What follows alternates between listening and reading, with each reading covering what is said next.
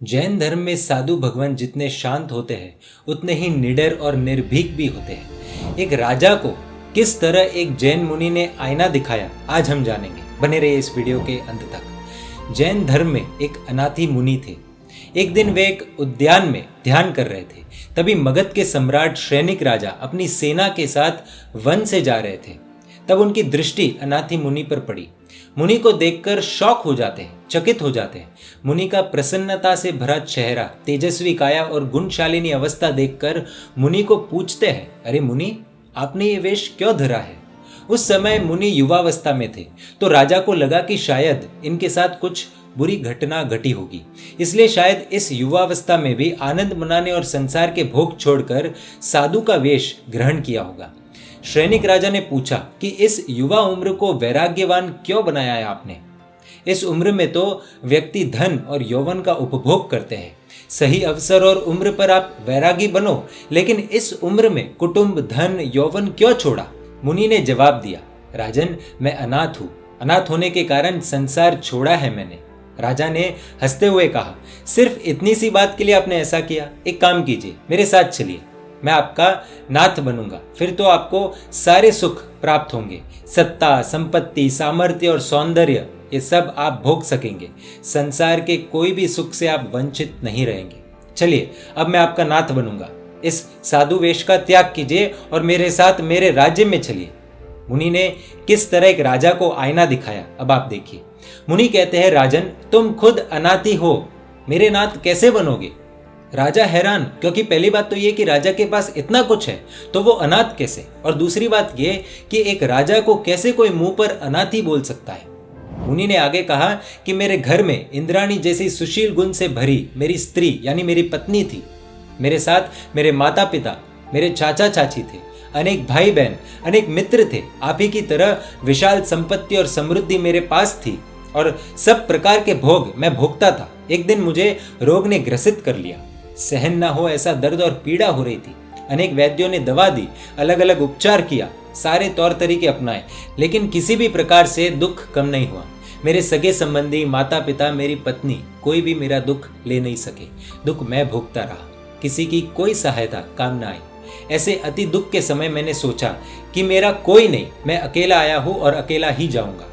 तब मैंने प्रण लिया कि अगर मैं इस दुख से छूट जाऊंगा तो शीघ्र ही संसार त्याग कर संयम ग्रहण करूंगा। ऐसा मन ही मन ठान लिया।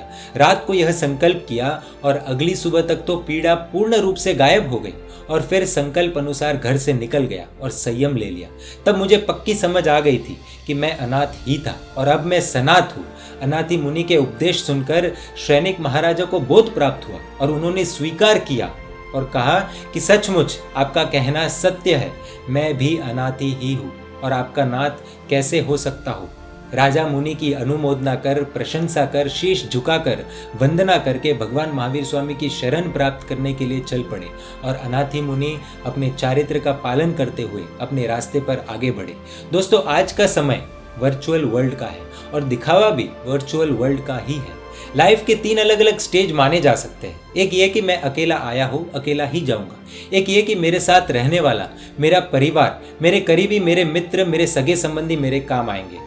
तीसरा ये कि वर्चुअल वर्ल्ड में हमारे कितने फॉलोअर्स हैं, कितने लोग मैसेज करते हैं, कितने लाइक्स आते हैं, कमेंट्स आते हैं। और सबसे अच्छा स्टेज तो पहले वाला है, जिसमें व्यक्ति ये सोचता है कि मैं अकेला आया हूँ और अकेला ही जाऊंगा।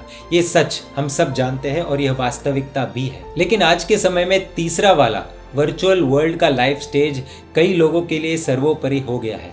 भले ही व्हाट्सएप, फेसबुक, ट्विटर पर लाखों दोस्त होंगे, फॉलोअर्स होंगे, लेकिन जिस दिन हम बीमार पड़ेंगे तब हॉस्पिटल में रूम के बाहर हमारा परिवार या करीबी ही बैठा मिलेगा। वर्चुअल वर्ल्ड का शायद ही कोई आएगा भी।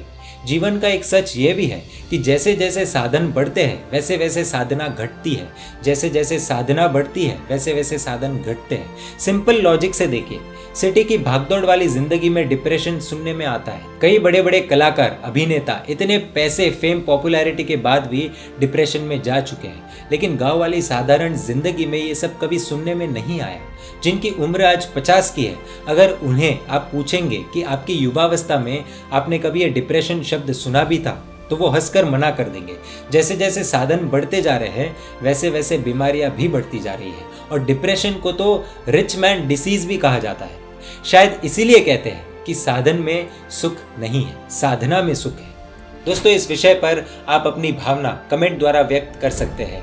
आप इस वीडियो को शेयर भी कर सकते हैं। जैन मीडिया पर ऐसे वीडियोस आते रहेंगे। देखने के लिए आपको Jain media YouTube channel subscribe कर नोटिफिकेशंस के लिए बेल आइकन प्रेस करना होगा। आप हमें फेसबुक और इंस्टाग्राम पर भी फॉलो कर सकते हैं। परमात्मा के आज्ञा विरुद्ध कुछ भी कहा हो तो मिच्छामि दुक्कडम। जय जिन शासन, जय मां।